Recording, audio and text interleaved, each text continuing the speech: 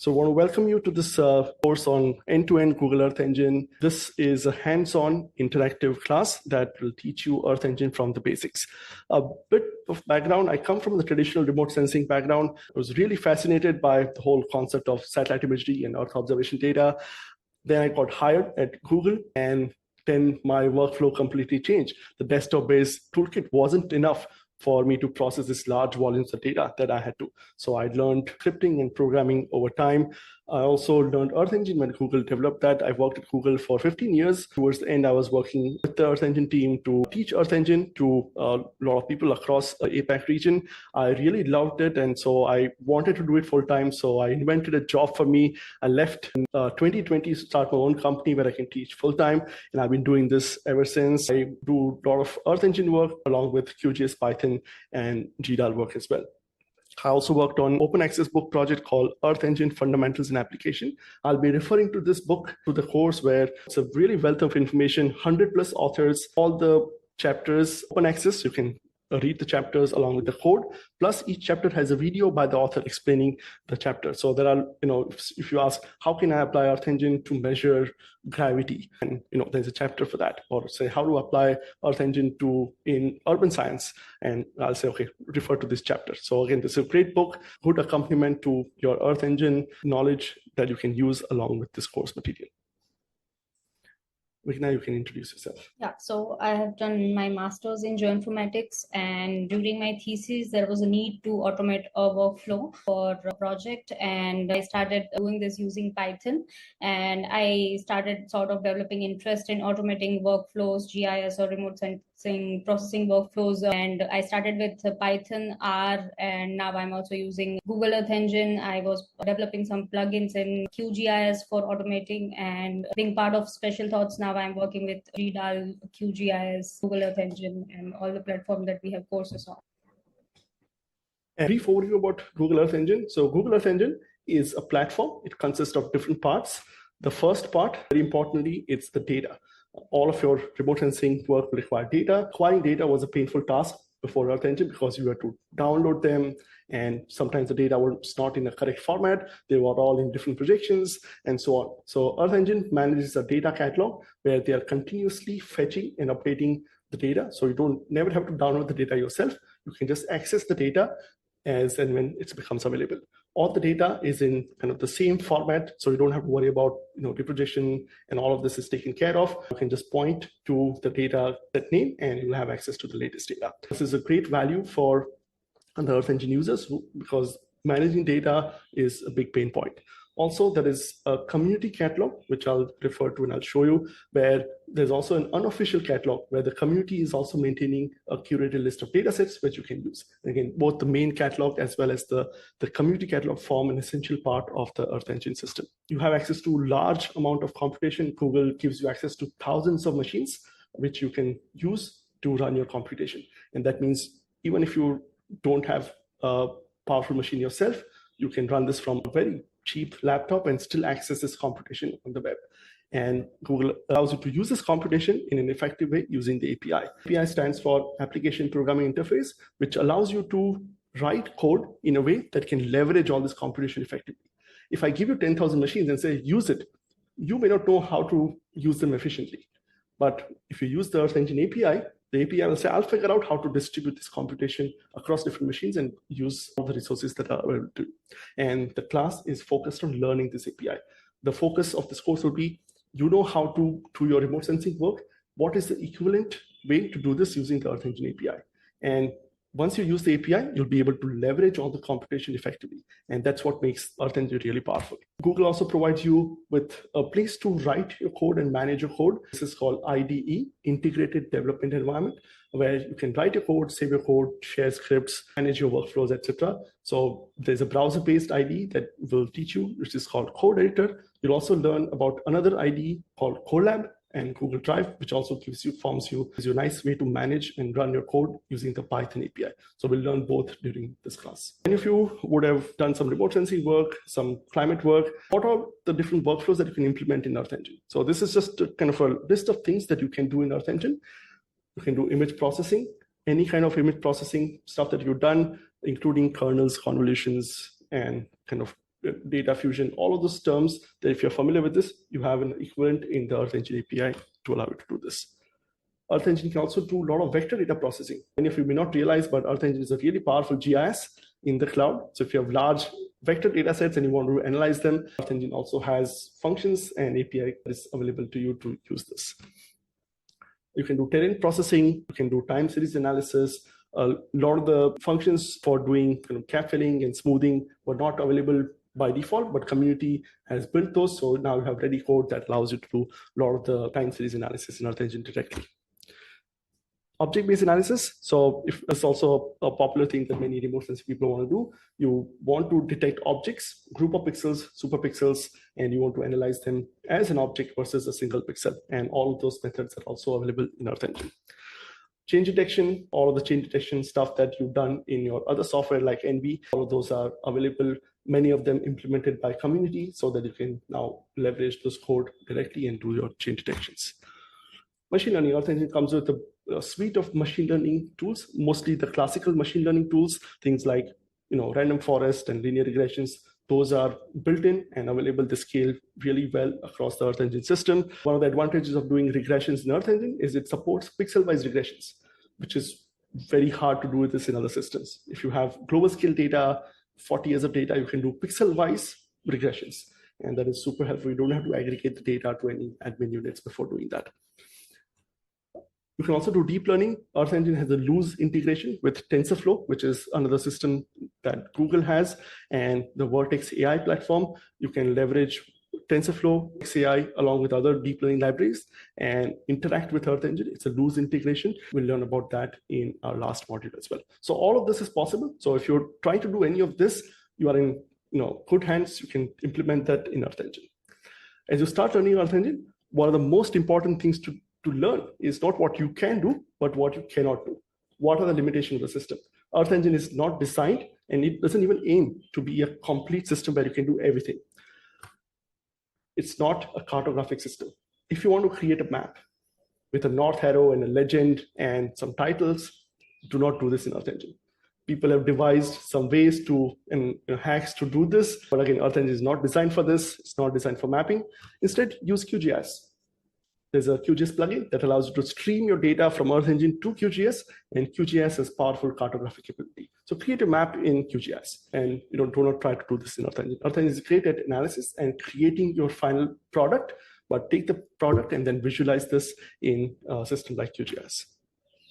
Earth Engine is a 2D system. It doesn't do any 3D analysis or visualizations. So again, you can work with terrain data like 2.5D data, but Earth Engine doesn't support any kind of real 3D data or do any 3D visualization. Another big limitations is you cannot do any kind of modeling. So if you're trying to run a hydrological model, that Earth Engine is not suited for that. The reason it's not suited for such kind of analysis is if you think about any kind of hydrological model, if you want to analyze what happens at a single pixel, you have to look at every other pixel and say, tell me how's the flow occurring, and then what will be the flow at this pixel. You need to look at everything else to determine something that's happening at a single pixel. This kind of analysis doesn't scale in parallel computing. Earth Engine scales because it can divide the work across different machines. Here you cannot divide the work because to compute a single value, you need to compute every other value. And those kind of numeric modeling is not suited for the Earth Engine system.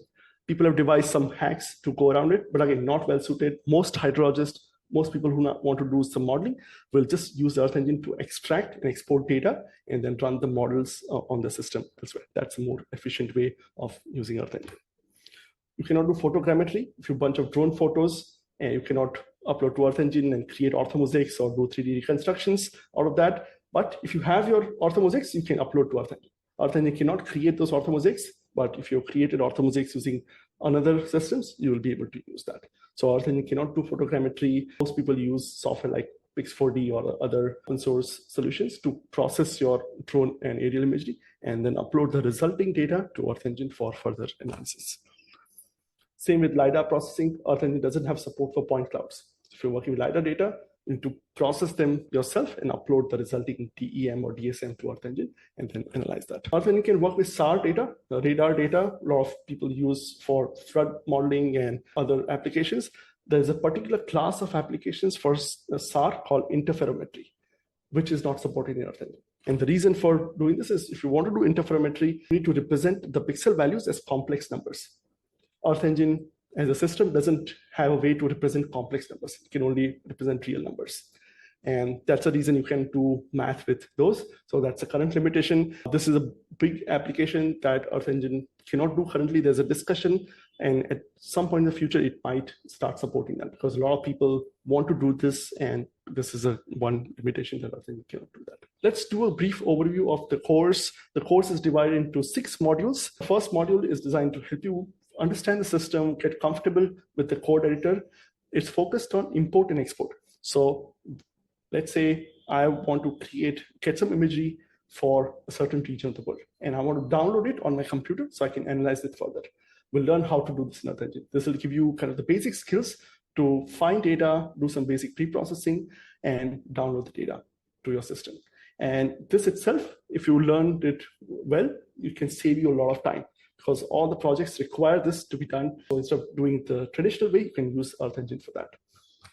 In the second module, we'll start learning how to use Earth Engine for doing data processing within Earth Engine, not downloading the data and doing processing. We'll work with time series data. We'll learn about how to compute different remote sensing indices, how to apply cloud masking, how to compute statistics, and then create this time series chart. The goal for the module 2 would be, you can take any farm in the world and generate a time series of NDVI, and you'll know how to create a chart and as well as extract those values using Earth Engine.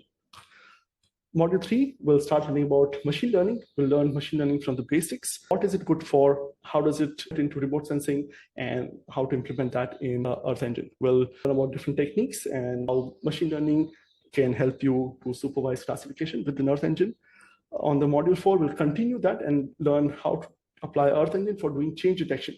We'll continue using those machine learning techniques to say, how can we take this time series data and detect change? We'll also learn about some traditional remote sensing techniques and how to implement that in Earth Engine. In Module 5, we learn about how to build apps. Apps are one of the most powerful features of the Earth Engine API, which allows you to create interactive web apps and host them freely on Google Cloud so that your stakeholders and users can interact with your Earth Engine app without you really learning about backend programming or front-end programming. We'll learn how to do this. You'll create your first app and publish that during the course. In the last module, we'll learn about Python API, how Python API is different. Most of the course is focused on JavaScript API. We'll learn the differences between Python and JavaScript APIs. We'll learn about some additional features that Python API offers around automation and bulk data processing. We'll see how you can do this. Plus, we'll learn about machine learning and deep learning that TensorFlow offers and how we can use that with Earth Engine using Python. Before we dive into coding, I want to ask you this question. What's your favorite programming language? Is it Python? Is it JavaScript? Is it R, other, or none? Never programmed before. If you never coded before, that's also a perfectly fine option to pick. We don't require any programming knowledge for this class. And this is typical of a data science class like this. All of the people who are doing GIS and remote sensing, they either do it in Python. If you're doing this at an academic institution, you're likely using R. Very few people say JavaScript. I've not come across anybody who says they like JavaScript, by the way. But yeah, maybe that's your preferred language. Mostly people do Python or R. Right? That's a kind of data science setup. And some of you never programmed before, that's also totally fine. So if this is the setup and people don't like JavaScript, including me, I would admit that I not only don't like JavaScript, I hate JavaScript. Why are we using JavaScript for this course? If you previewed the course material, you will see that everything we're doing is in JavaScript. And that can be a big turnoff for many people. And it was for me when I started learning Earth Engine. I avoided using Earth Engine for a long time because I thought I had to learn JavaScript. But when I started learning JavaScript or started learning Earth Engine, I realized that I'm not learning JavaScript. I was a Python programmer. I still am Python programmer. This is my first preference for a language. But when you use Earth Engine, either via JavaScript or Python, you realize that you are not doing any work using JavaScript or Python. You are doing all the real work using the Earth Engine API. And the API is exactly the same, whether you call it from Python, JavaScript, or even R. There are R packages which allow you to call Earth Engine library that uses Python internally. So if you're writing code in R, Python, or JavaScript, it's essentially the same code that's using the same API. It's just there are minor differences in the syntax, that you'll have to learn, and then you can use any programming languages. So it doesn't really matter which language you use. What matters is you know and learn the Earth Engine API. I want to kind of highlight that with an example. Let's say I want to solve this problem. There's this data set called CMIP6. This is a climate projections data set. This has got different climate models for predicting how the climate would look like in the future. This is, again, very widely used scientific data sets. If you read any IPCC reports, they are based on the CMIP6 data set. And it's a very large data set, very difficult to work with. And let's say I want to kind of visualize how the temperature of the globe would be in 2030 under a certain scenario. And I want to do this. I can do this using JavaScript or Python. And I'll show you what the code for this looks like. Let's first look at the JavaScript code. When you use Earth Engine from JavaScript API, you can use the code editor. This is the code editor that Google provides for using Earth Engine. And you can just go to a website. You have a script. You can either access it via a link or a saved script. And you can type your code here and run it. So if I run this code, you can see the code takes this CMIP6 dataset, selects a model and a scenario, and applies some filters, and finally applies some scaling of the values from Kelvin to Celsius, and then you visualize it. This is what the temperature would look like, in 2030, according to this dataset. Quite simple. You can just go to a website. As long as you have an Earth Engine account, you can just run it, and you can see the data in real time. Okay, so this is the code that you would write for doing this computation.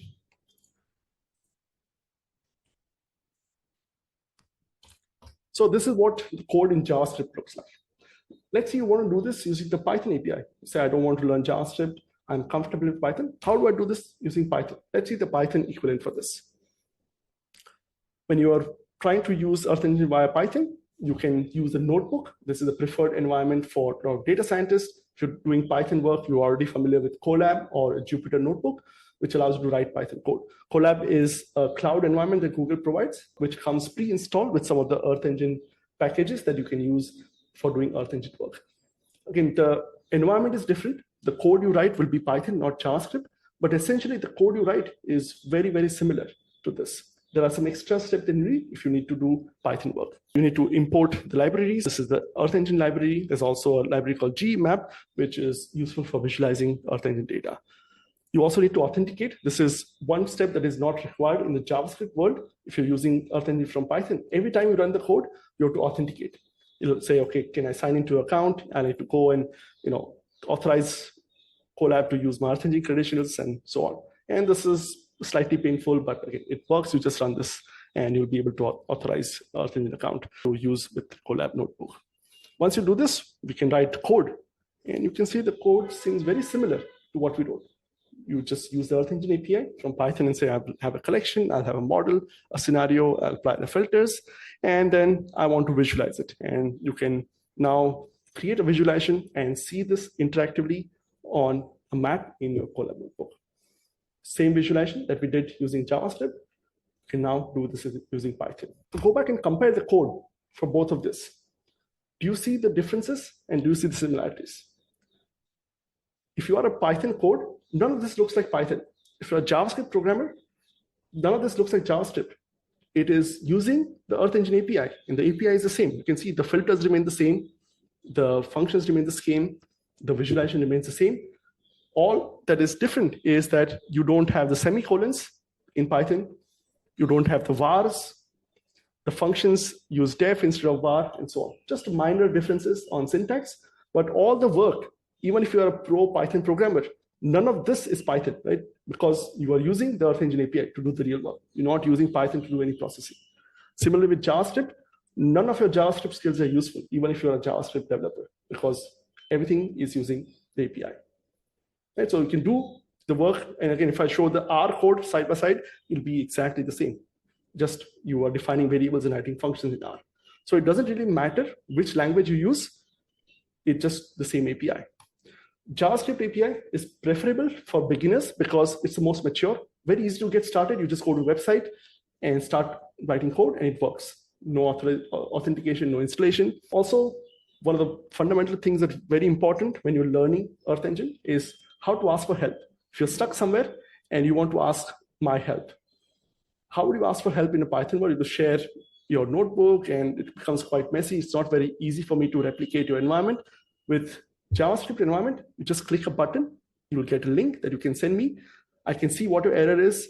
I can change your code, send you another link, and your code is fixed. It's very easy to ask for help. That's why if you see in the forums as well, the JavaScript questions get answered much faster because people can just answer them very easily instead of trying to set up an environment, trying to replicate your error. Apps are very easy, many if you're interested in building apps. So if you want to build an app, doing this in the JavaScript world is much, much easier. But Python API has some uses. It's very powerful. You can do everything you can do with JavaScript, plus you can do other things. Things like if rest of your company or organization is using Python, you have an entire pipeline that is running in Python, and you are the Earth Engine developer, it's useful for you to integrate with the rest of the pipeline. So if you write your code in Python, you can integrate with other Python libraries and use that instead of using Earth Engine in a silo. So that's useful just for integration purposes. If you're doing a lot of automation work, like say, I want to run this process at 6 a.m. every Monday automatically, or I want to send an email when I detect a change. If you are building kind of automation system like this, you can do this using Python much easily, and you'll be able to write code. Our recommendation is all of you start learning Earth Engine via the JavaScript API. Just much more friendly in an environment to do your work, much easier to ask for help. Even today, even though I'm a Python programmer and I don't like JavaScript, still JavaScript is my preferred environment for starting to work with Earth Engine. I'll develop some workflow. Once I've developed it, it's a one-click transform to convert your code automatically from JavaScript to Python. And I can use Python. So even if today says I want to write some Python code using Earth Engine, I just find it much, much easier to do this in JavaScript and convert my code automatically rather than starting from the Python environment, just because the environment is so much friendlier and easier to manage. We'll also teach you how to convert the code automatically between those two languages. If you like writing code in Python API, you can convert to JavaScript and vice versa. And because the difference is purely syntactic, a program can just go through and convert your code automatically. Okay, so again, do not worry about learning JavaScript. Everything you need to learn about JavaScript, I'll teach you in the next 15 minutes. That's all the JavaScript you need to know. Similarly, once you start using Earth Engine from Python, all of the stuff you need to know, I'll teach you in 15 minutes. You don't need to be a Python programmer. So we'll start the course. For the first to fifth module of the course is focused on JavaScript. The last module will teach you how to convert any code. So you can take code from any of our modules, automatically convert to Python, and run it in a notebook. We'll also cover the stuff that Python offers in addition to the JavaScript API, things like automation and machine learning. We'll cover that in our module 6.